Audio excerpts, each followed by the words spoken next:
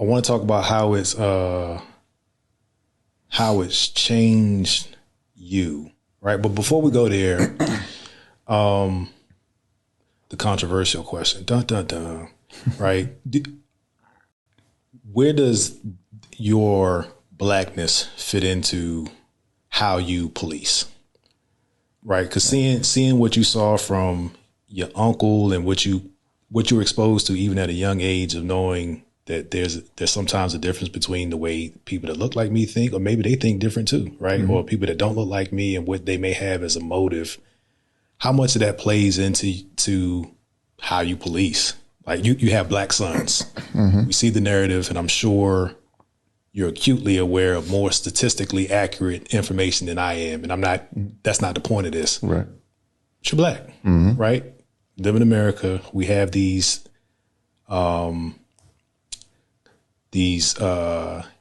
unfortunate scenarios that rise to the surface and get the attention. I went all the way around to come back to ask you about mm-hmm. like how does the Blackness play into how you police, or even being a policeman?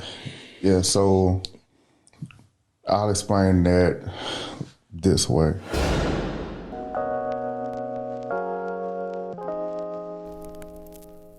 Welcome to the Dear Son Show. We have conversations about fatherhoods. It's for fathers, those with fathers, and the fatherless. Nobody's left out. Format's changed up a little bit, but the conversations are still meaningful and in the vein of helping people. Today, I have a real people helper. I have been anticipating this conversation, and we were able to get it done today. So I am excited to welcome Lieutenant, correct? Correct. Lieutenant Adrian Yowman to the Dear Son Show. How are you, my brother? I'm pretty good. I'm happy to be here. Happy to help out, man. Yeah, man. You're a cop. Yes, was that a lifelong aspiration? Where did you get the bug to join the force? Just running back through it, coming up as a kid, single dad, as far as coming up in my household, raised by my dad, myself and my younger sister. I'm the oldest of all his kids. So with that, we had a lot of, I guess you could say the village was involved in helping to raise us, mm-hmm. With my dad having to work and his extracurricular activities on some occasions. But what did he do? He worked in the plants. I'm from Port Arthur, Texas, down southeast Texas. So that's like the industry there. You work in that, or he does, in hydroblast and sandblast and something like that. So he jumped around as far as with that. Going back to your original question, is in the midst of the village helping to raise us, we had a cousin / uncle. It was one of those deals where we kind of married in, but he was a police officer for the Port Arthur Police Department, and he was very influential to me. I spent a lot of time with him until he passed. I believe it was in 1990. Doing a job. Wow. He was a narcotics detective. And it was, like I said, it hit me pretty hard. But from the time that I believe that I started riding out with him, it was one of those things where I knew, I was like, man, I want to kind of do this. Wow. So let's talk about life in Port Arthur. That's right outside of Houston, right? It's about an hour and a half. It's closer to Louisiana. Gotcha. Yes. So what was life like? You kind of started painting that picture about your dad being consumed with work and responsibilities outside the house. Right. What was life like as a kid? Kind of paint that picture when you stepped outside of your door. What were the positives and the maybe the things to look out for? My dad was out of the military, so he was a drill sergeant. That's what drill sergeant to us as well. Everything was expected to be orderly in the house when he came home. If it wasn't, he woke us up. Right. And, we had to get things taken care of. Kind of had to, within that, I carried that forward with me, and I was always seen as the OCD cleanliness guy, as far as when I from when I went to college on into moving in my into my home, my own home, and dealing with my wife, and she kind of broke me out of it. Yeah. As far as that goes, because she's completely different. Gotcha. Gotcha. So so there were rules in the house. There was expectations set very clearly. Drill sergeant is was the tone of the house. What was life? What was life like? What is Port Arthur itself like? Influences outside of your house. What is that? What did you deal with? The area that I initially grew up in was apartment project. It was Rampart Apartments, and the thing that you would commonly see, as far as in an apartment project, drugs, but we did have a tight knit community, so okay. It was fun for me, as far as to be able to go out and hang with my friends, when I had the opportunity. Outside of that, I pretty much tried to stay away from a lot of the negatives. Yeah. That wasn't the case for my sister, as far as that went. So, we had some different paths when it went to that. So, and what's the age difference between you and your sister? A year and a half. I'm born in 77. She's 79. Gotcha. How did that? So were you? And it was just you and her. You had one other sibling. I've got one half sibling with okay. my dad, and then my mom, who lived in Louisiana. She originally from Port Arthur too, but she moved around a bit. Okay. And I have three siblings or half siblings with her. Were they in the house? But in the house, it's just you and your sister. Yes. So what kind of responsibility did you assume or was put on you for her activity, like being the older big brother? How'd that play out? Just like you said, it was I was the older big brother. I was responsible for when things when we came home. Yeah. This was what my expectation was to see that things were done. Right. If she did something out of pocket, I was expected, hey, you're the bigger brother, got her back, yeah. Without having the responsibility of laying my hands on. Right. So when did the path start to kind of diverge?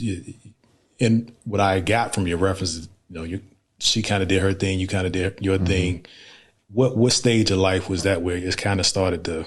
I think that was, it was pretty early because she was by her being a female, she had a little bit different treatment. Gotcha. So she got pretty much whatever she wanted, and when she did things, sometimes that were out of pocket, it was, more like, you should have been watching her, or the blame was on you. Right. Gotcha. Yeah. So, with that, I think that she developed sort of a entitlement. Mm. It led her down, a totally different path than I took. She's doing, way better now. Sure. Of course, I'll always be proud of my sister. But yeah, starting out, it was pretty rough for her. Okay. How did that impact, like there's always a double standard. I have girls now. I know you have boys. I have girls and boys, and I'm a firm believer in double standard. I don't know when they'll go away, right. But how did that double standard impact you in a sense of you were bearing this responsibility for somebody that didn't really have to listen to you, or there really wasn't any repercussions for them, so to speak, but the burden was all on you? How did that kind of impact how you went through life? Well, honestly, it just made me see things from, I guess, a more mature standpoint than I would have otherwise. Gotcha. So, whereas we'd have, more guys or kids out doing, kid things. Yeah. I had to think about, okay, what's the impact of, early on it was, what's the impact if I do this, what's the possibility of what my dad might do, Right. when he got home, if I did this. So, that was probably the biggest thing for me. And it honestly just carried forward, into my adult life because I still feel like I'm seen as, the counselor, protector, all these things. I wear a lot of hats. Yeah. Sounds like accountability played a factor in your life very early. Did you play sports or anything growing up? Yeah, I played football. Okay. I ran track, cross country. So I was up 5 a.m., in the morning running for cross country. Had 2 different sessions for football. So during school, there was a football period. Then after school, there was football practice. Gotcha. And when track season came around, it just switched over to that. So it was, I was always busy. Yeah. As far as in doing something, and didn't have vehicle, access to vehicles. So, I was the kid that had my backpack on. I was running home. So, Wow. it was maybe about a mile and a half from, between my school and home. Yeah. And that developed me, into a pretty good runner. Right. How much of that was your dad dictating that this is what you would do, and how much of it was you just loving it and wanting to participate in all those sports? Football, I'd probably say that was more him. Okay. He had an opportunity to play in the NFL and didn't.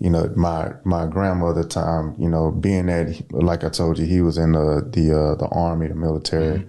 So he was away. I guess I may have been about 3 years old at that time when he came out of the military.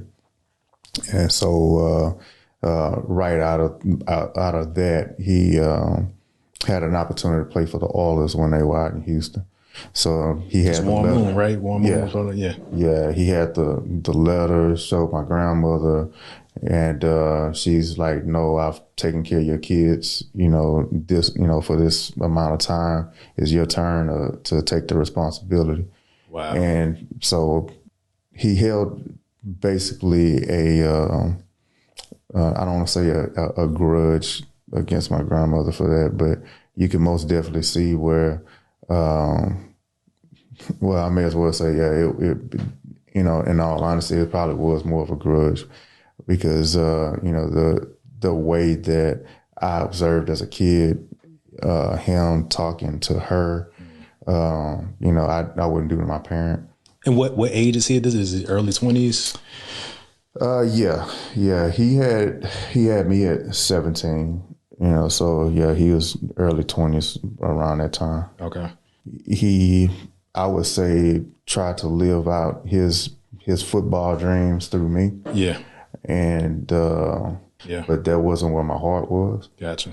How did that impact your relationship with him, or were you bold enough was the relationship such that you could actually express that to your father in real time, or was it you did it to honor what he wanted, right? Or because that was what he said to do? I think initially I started as far as to please. Yeah. Once I got into it, again, I made those relationships to where, I had the camaraderie in going out and playing a game. Yeah. So at that point, it was like, it became important to me because of that. Gotcha. So I went out to play to further those relationships. Gotcha. So, and that's how I put it. We had almost like a brotherhood going on. Yeah. And with me not having access to, a lot of, as far as the family seeking portion of it, being that it was just me and my sister, I was like, man, these are, my brother's away from home, you know, as far as that went. So, is your father still living? yeah. Okay, I want to make sure I'm respectful of that. Have y'all had a conversation about like that phase of your life, like the how and the why, and does he really talk about what he thought he missed in the NFL? You know, he doesn't want to go back and talk. He's not a feelings type of guy. Gotcha. So, but it's funny that you asked that because we're actually supposed to have a conversation this weekend, as far as Saturday, and that's where, you know, I plan to, you know, pour all this stuff out. Yeah. So, yeah, Saturday is supposed to be the day. Gotcha. It'd be interesting to have a future conversation with you after you've processed that. Cause I'm all like, I had the one with my dad a few months ago, back in September, October of last year. And I didn't realize how much it bothered me. And it wasn't a bad conversation. It was just, we didn't put the effort in to understand each other. Right. He ruled his house. If I was to be in his house, those were the rules. The option was to not be in the house, right? So as soon as I could affect that option, I did it, and I missed a whole lot. Let's get to you mentioned riding along with your cousin, uncle, and I definitely get that. I have, like, my mom's first cousins, because of their age, I call them aunt and uncle. So I'm assuming it's that kind of thing. Yeah, well, actually, that's a story in itself. Well, maybe you want to go there. Let's hit that one. Yeah, so on my mother's side, well, he's initially my great aunt's son. So he's cousin that way. Okay. On my mother's side, he actually married my mother's sister. So now, as far as no blood ties or no blood mixing in there, but yeah, this was like the opposite. My grandmother's sister's son. And then on my dad's side. Gotcha. That was the part that I was trying to process. Your dad versus your mom's side. Okay. Right. And so then my mother's sister, again, that's wild. Right. And so I grew up with him being uncle. Uncle. Yeah. Yeah. So. Okay, cool. Is he still living? Oh, no, you said he died in the line of duty. So I want to get to that. When did the ride along start with him, and what were they like? It was very early. He just, be on patrol at some point, just pick me up, because I'd be out, as far as in the apartment community. And he'd see me, grab me, he gave me this was probably when Babyface first came out. Okay. The little Whip Appeal album. Yeah. He actually gave me my first cassette. That's what it was. So I had that thing and I wore it out. Yeah. Popped to the tape pop. Yeah. Kids don't understand that reference. May have to insert something here to kind of show you what a cassette tape is. Yeah. So that was one of the things, man. Like I said. Huge influence. We just ride around, have conversations, and I said huge impact on the direction that I went. Okay. What you said you immediately knew, or like some point very early, what was your perspective of what being a police was that you connected to? From his, looking at him again, it was somebody that looked like me. Yeah. That was out here trying to do the job of protecting. Right. So like I said, I bit into that, looking at the opposite end of the spectrum where we had Viter. If you don't know Viter was a pretty much what you call a clan country. Oh wow! So it's like it was not far up the road. You had Port Arthur, Beaumont, and Viter was like right on the outside of that. Mm-hmm. And so there was a lot of when we talk about the Southern experiences, Yeah, we had that. Yeah. Just by the nature of number one, some of the police officers that were in our area, because you didn't necessarily have to be live in Port Arthur to be a Port Arthur police officer. Gotcha. So we had a large quantity of Caucasian officers that probably didn't like us. Gotcha. So that in itself too, had some impact on my decisions. Yeah. With regard to trying to pass on, as far as that opportunity that was presented to me. Yeah. So that typically when you see traumatic experiences or you have a traumatic environment, you either stay in it and become it, or you go the opposite way. What was it like watching your uncle deal with that stuff? Were you exposed to any of, because again, if it's bled into the police force, there are people that have theories about how deep it is into the police force, wherever you are. But did he explain those nuances to you, or? No, I don't think that it would have been appropriate for him to at the time either, because, I was, as far as the age that, Gotcha. My age at that time, I did feel it because, I'd watch him and it was a struggle for him to even make detective. So, you'd see him, as far as trying to work out, do a lot of the things that, you guys see me trying to do, as far as that goes. But it was, his effort to be the best. Gotcha. As far as that went at what he did. And, in doing it, I think that was part of what led to his death. Can you talk any about that, or? Yeah. It's, of course, excuse me, long hours, and again, lack of sleep, that's probably the biggest thing. He ended up passing from an aneurysm. Wow. So, he was actually on duty, put his, from the way that it was, I understood it. He went out. There was a suspect that they were looking for. He put cuffs on the suspect after, at the end of the call, and basically dropped right there. Wow. How old were you at that time?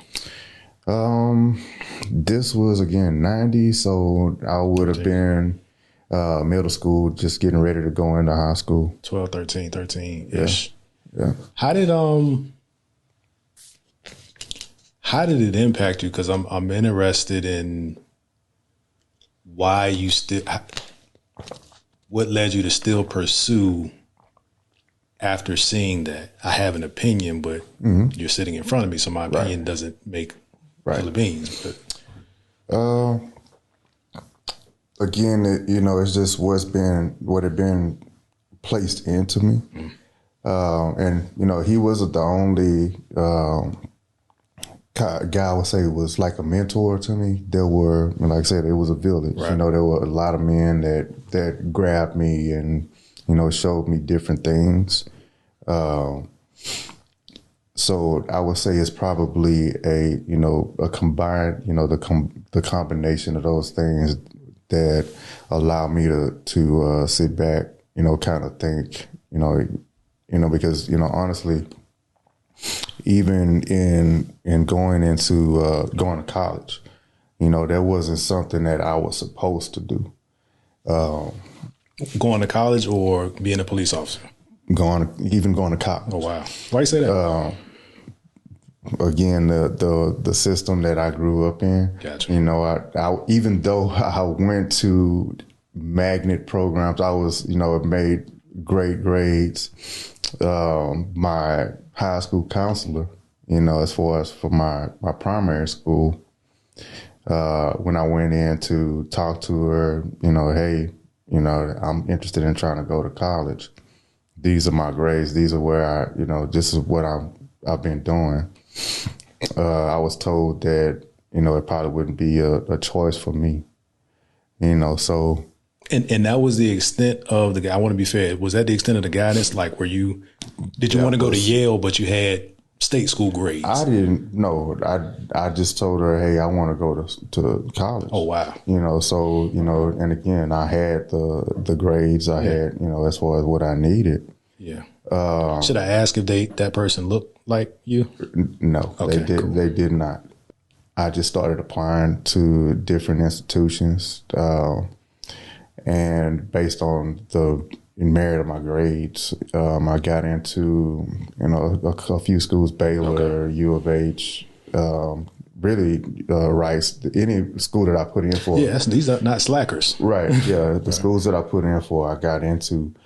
But I set myself into going to U of H. Okay.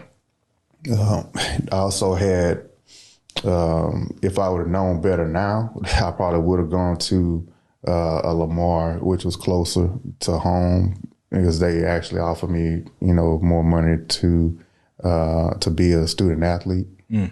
But do you think you still would have been a police officer if you went that route? I don't know. Gotcha. It's no telling, but that was in my heart. So, honestly, I'm leaning towards yes, but I don't know what route I would have taken had I actually been a student athlete. Right. Because I had talent, when it came to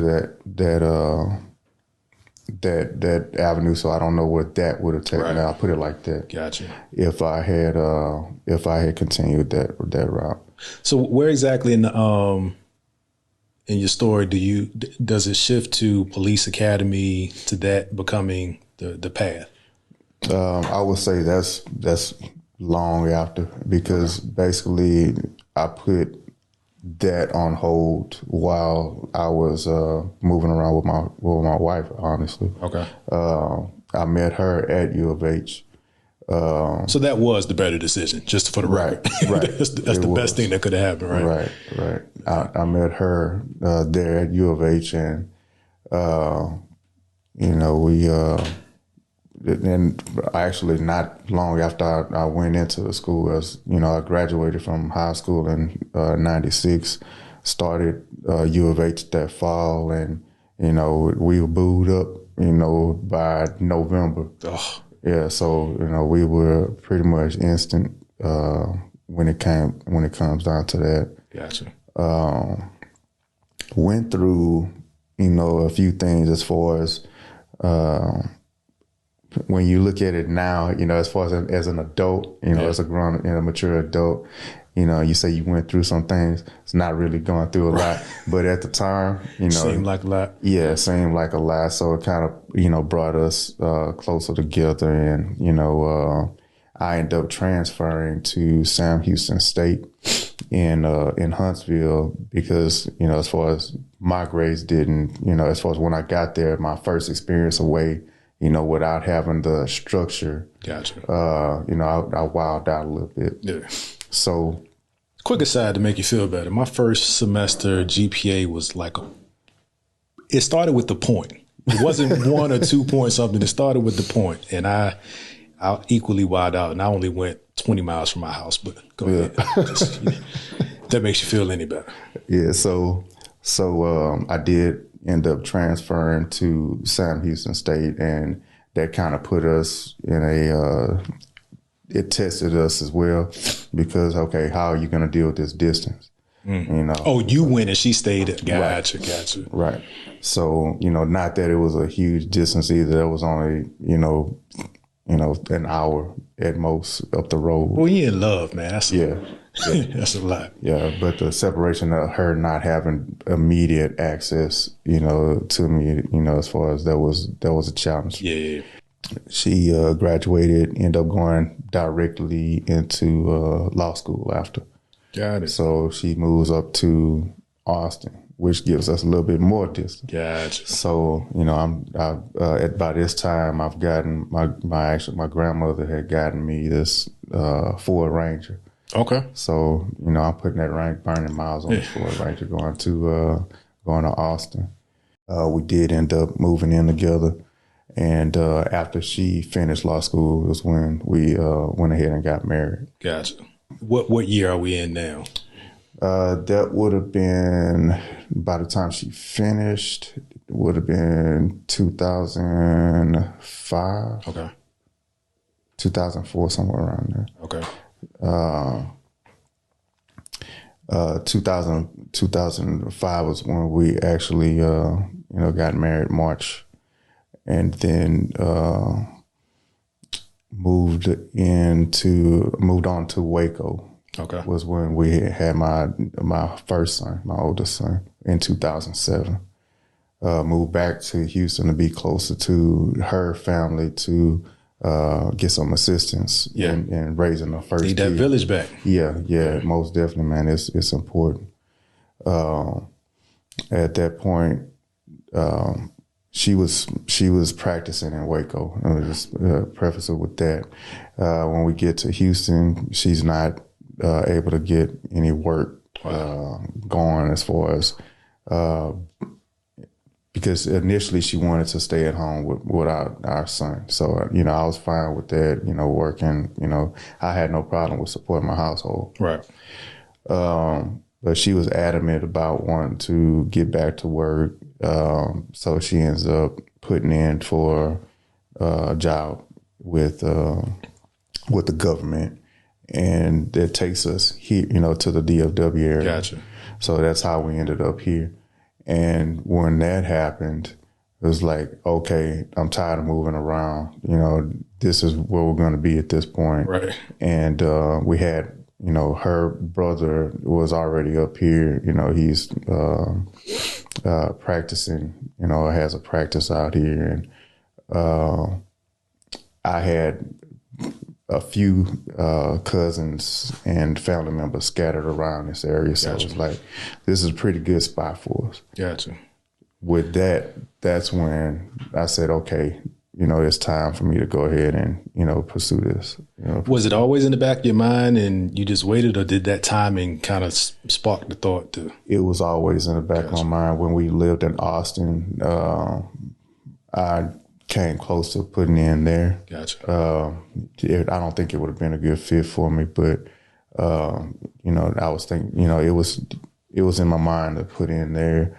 I kind of let it go in Waco because I knew that wasn't going to be somewhere we were going to stay. Right.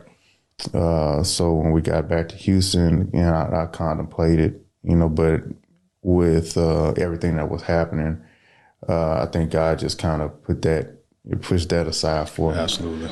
So when we got into this area, I put in for Dallas initially because I had no idea, of the smaller agencies that were available to me, Grand Prairie, right. Arlington, until my wife started kind of looking around and she's like, hey, why don't you try to put in for Arlington? And, I'm looking. It's like, it's a smaller town. It has a industry as far as entertainment industry, which at that time it was Six Flags.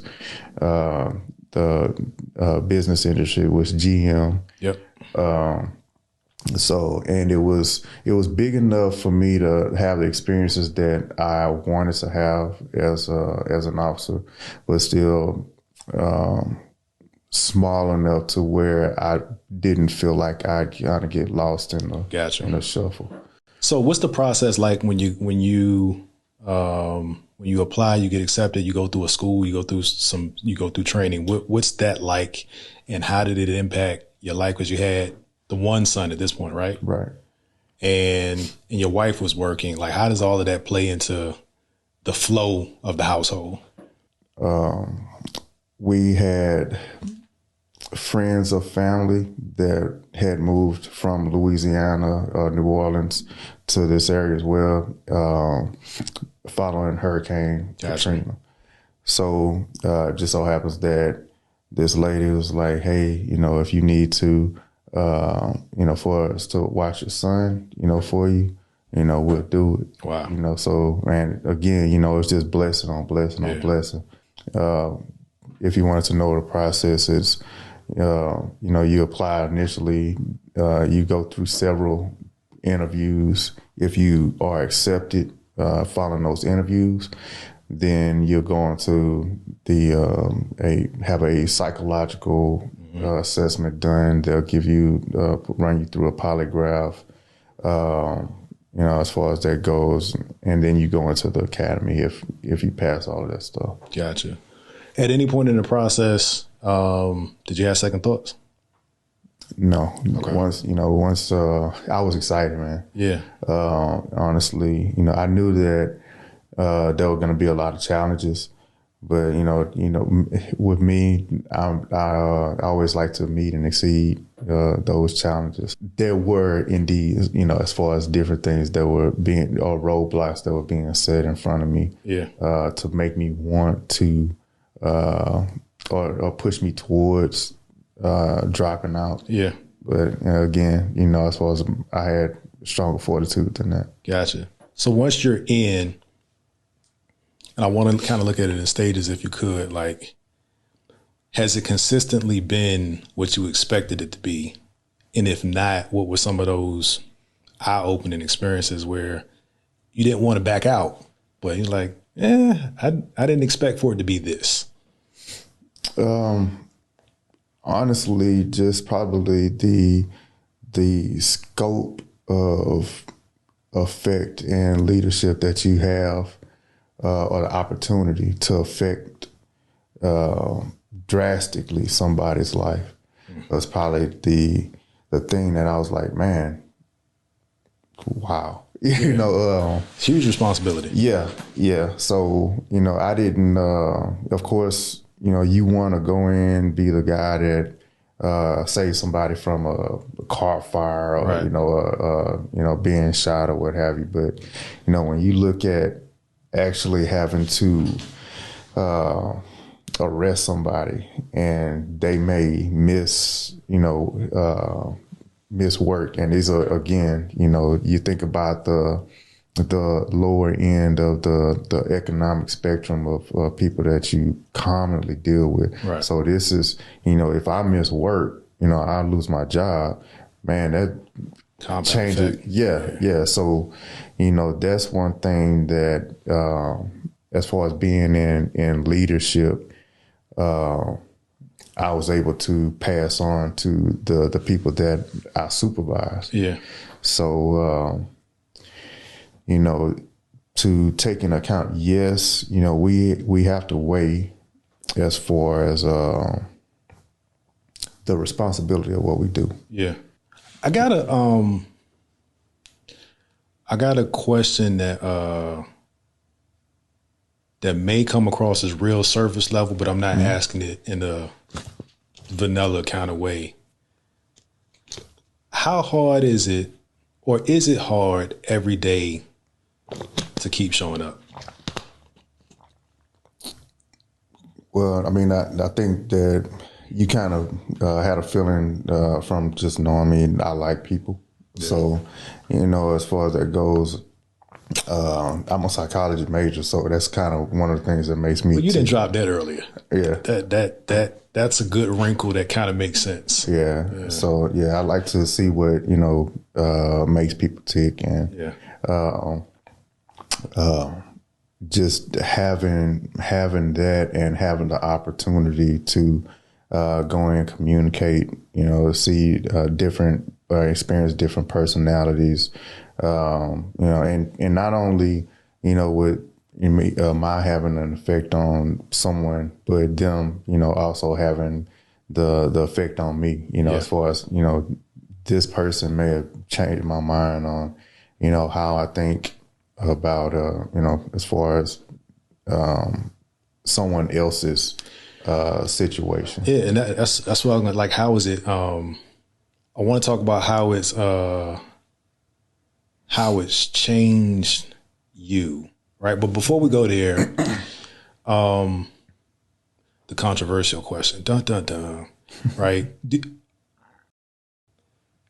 Where does your Blackness fit into how you police, right? Because seeing what you saw from your uncle and what you were exposed to even at a young age of knowing that there's sometimes a difference between the way people that look like me think, or maybe they think different too, right? Mm-hmm. Or people that don't look like me and what they may have as a motive. How much of that plays into how you police? Like you have black sons. Mm-hmm. We see the narrative, and I'm sure you're acutely aware of more statistically accurate information than I am. And I'm not, that's not the point of this. Right. But you're black, mm-hmm. right? Live in America. We have these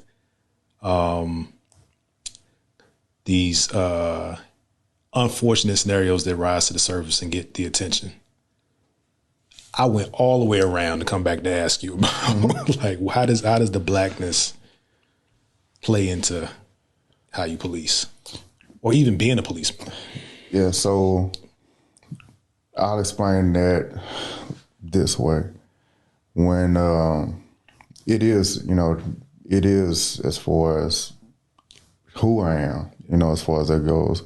When I go into a job, into the job, I can put on my uniform and I have the respect of being, okay, this guy's, a police officer. He's, somebody of rank mm-hmm. as a police officer.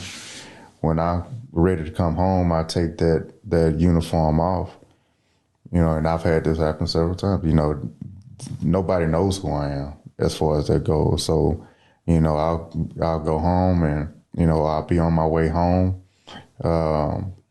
And just to throw it out, I worked, in a covert capacity for, 6 years. Gotcha.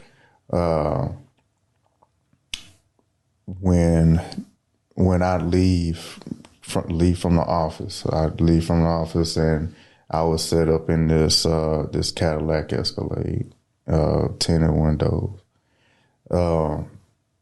not doing pretty much anything. I was basically, and I'm not the only officer that's experienced this, but as far as being stopped, you still have that visceral effect, a visceral feeling where, man, what is this guy gonna do? Because again, if there's somebody that doesn't look like me, right?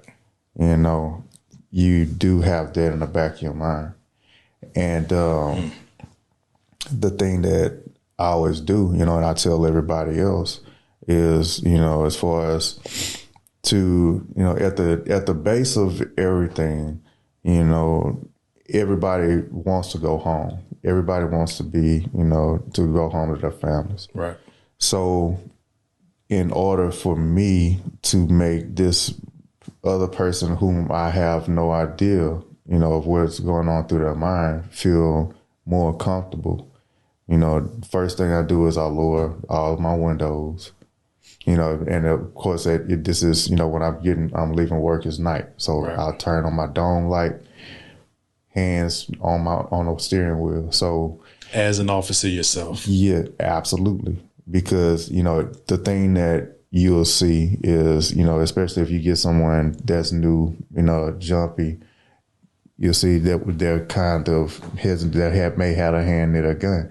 And that's, honestly, it's that human protected, I'm, ready to protect myself, if need be. But if I'm presenting, hey, there's absolutely nothing that you need to fear in this, in this vehicle, I'm not going to do anything to you. Hey, I'll let you know, when you come up to my vehicle, hey, I got a gun in here, man. This is, this is what I do, as far as blah, blah, blah. Then it kind of cuts the tension, as far as, if you will. And you'll see, well, at least for me, in my situation or scenario, I see, that kind of, okay, I got you. Yeah. As far as it goes. Now, your reason for stopping me, I don't, I wanted to know, but, as far as that goes, out the gate, this is what it is. Okay. We're at this point now. I'm processing what you said. That's very interesting. That almost sounds like sound logic, whether you are in that profession or not. Mm-hmm. But because so much information is presented that when we see the conversation pick up, mm-hmm. we don't always know everything that happened before that. Correct. Right? Let me back up. You mentioned somebody new or the approaching officer may start reaching for their gun because they have a fear and a personal obligation to protect themselves, and that's why they're maybe reaching. Mm-hmm. Do you have you seen in your experience where the training is adequate to prepare officers for these scenarios? Because like outside looking in, we would call that scary. This guy's scary, mm-hmm. right? So whether you're officer or not, a scared person with a gun is far more dangerous. Correct. Like that's why I don't put myself in certain situations. I don't like to be around scary people in general. Scary people with a gun. Correct. Get me far away. I don't have nothing to prove. Correct. And so just tapping into what you're saying there, you have to take into account, as far as from my perspective, mm-hmm. where are we recruiting these people from? So, is this your first experience? Because again, if we're looking at, even with the city of Arlington, where they require you to have a degree, right. As far as to be an officer. What is your experience with dealing with people outside of your own culture? So, is your experience what you see on television? Right. Or have you actually had interactions with people? And if so, what were those interactions, positive or negative? So again, and this is the psychology part of me, speaking. Right. When you have, say, I'll just use Arlington as an example because of the degree requirement. Right. When you have kids, essentially kids going into college, and they'll gravitate toward what they're familiar with, correct? True. We're tribal. So, right. Yeah. So when you have that situation or that scenario, it's basically a microcosm of what you can expect to happen within, the actual world, real world. Yeah. Okay. So even though we have the I'll say unrealistic expectation that there's some huge growth socially by going to college, I would contend that that's not factual. Right. Because again, you have yes, you are exposed to more educationally. You may have to work with someone on a project, right. If you will, but innately you're going to gravitate back towards what you are familiar with, which is what you'll see, with a lot of fraternities, sororities, So if you're not having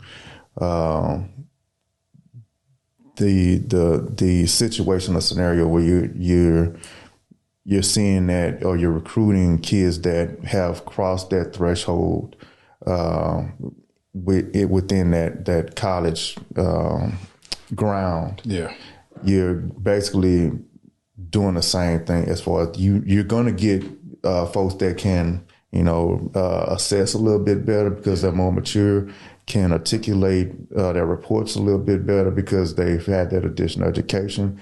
But, what have we done to prepare you socially to get out here and deal with people?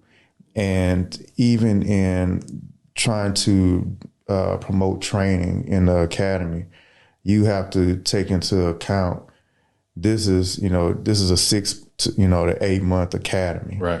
You're not going to change someone's beliefs, whether they're stereotypical, or what have you. You're not going to change anybody's beliefs in 6 months. Right. I don't care, what pressure you put on, these people to have those exposures. It's not going to happen. Yeah. So, and I imagine you can't recreate that in the training itself, right? These are still from a very specific perspective in a controlled environment that's talking about things. Correct. And so what we've been trying to do as far as on the level of having our officers become more involved in the community and be, a part of the community is to place them, hey, get out of your car, go walk, go meet somebody, experience, as far as talk to somebody, come back and report to me who you, talk to or what contacts you've made. Right. And doing that, your business partners, your community leaders, your clergy, get in there and get involved to actually start figuring these things out. Right. And in doing that, it not only places those officers in that uncomfortable situation where they're forced to now have those conversations with people that may see them as, okay, you're the man, I don't really want to talk to you. But it also opens the door for the conversations for the citizen. Yeah. Well, this officer has a family. He has he has the needs and desires just like I have. He doesn't want to, he wants to go home to his family at the end of the night. So when you humanize, place a humanizing effect in both directions, it allows you to start that healing, as far as that, if you will, that process. So, that to me again is paramount. It's pretty important for the and again, this is something that has to be pushed. If you don't force it, you're gonna keep status quo. Yeah. So that is one of the things, one of the reasons that I feel that I have an important place in a department. I feel that we need more officers of color to affect that as well, because it's easier for someone to make that initial introduction if you look like me. Gotcha. Not necessarily saying that this is going to be what it is. You're not going to always deal with me. Right. Because, as far as turnover happens, we have, officers that move sides of town, as far as, for whatever reason. Yep. But in making those contacts, it allows you at least a little bit more familiarity and a little bit more openness toward that situation. Got it. Definitely appreciate your perspective. And again, this is a conversation with you. I'm not suggesting that your opinion is that of all police officers or anything like that. So what you've explained makes a lot of sense. And I want to, as we wrap it up, how has policing impacted your approach to fatherhood? And again, being well aware of everything that's happening in the social climate. Mm-hmm. I still, my wife and I still preach to our kids as far as, hey, in this situation, this scenario, this is what you need to do, because, we do recognize that everybody's not like us. Right. As far as that goes. So everybody doesn't have the the life experience, the training, that we have. And with that in mind, our first priority is to protect our kids. Right. So we raise them in that light. However, my kids are aware, hey, dad is the police. So they do have some, probably a more level of comfort in talking to a police officer right. than, say, I would have had, having that conversation, having a conversation with any other police officer other than my uncle. Right. Because again, when I had those ride outs with him, I was younger than my oldest son is now. So I still didn't have the maturity. Honestly, when I was a kid, my friends and I, we would throw rocks at the passing police car. Right. So, having the life experiences, the mentorship that I've had throughout my seasons of life, man, I say that's huge and something that I try to pass on to my kids as far as that goes, and anybody else that I come into contact with, as far as that goes, as far as their kids, because I know the importance of it. Yeah. And I know the importance of trying to be sure that we don't go backwards. If I can have a conversation with a kid, and it convinces them, hey, police not bad. I may want to be a police officer myself. Right. That's the cycle that, I'd like to trend towards, because again, the more that you have, the more like the community, as far as I can say, you get, if I can get even a police officer, a kid from that actual community, right, to come in and, be a police officer, that's, I can't buy that. Right. As far as that goes, because you have, again, this is somebody that's familiar with, everybody's familiar with them, as far as that goes. So that's less work that I have to put into, this, that relationship building. Gotcha. So, and like I said, you can't buy that. Yeah. I think that's a good and an appropriate place to end this conversation. At least this installment, I'm hoping that you would come back at some point in the future, because I want more than just having conversations with people that I know and respect. I don't know if I'll ever get into having conversations with people I don't respect. That's jury's still out on that. But to see the development, right? This is the intent of presenting these conversations, to see how people develop over time. Are they consistent? Have your views changed? What new information do we have to offer our community? So I appreciate that. For the listening audience, if you're on the audio platforms, please make sure that you're following. Please make sure you rate this podcast either by episode or by the actual podcast itself. It depends on what platform you're on. If you're on YouTube, I appreciate you watching. Make sure that you're subscribed so you can see other content like this, and also tell somebody about it that you think would benefit. If there's a topic you think that I should address or we should address, drop it in the comments.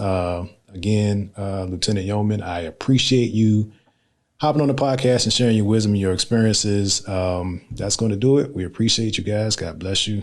Peace. Yes, sir.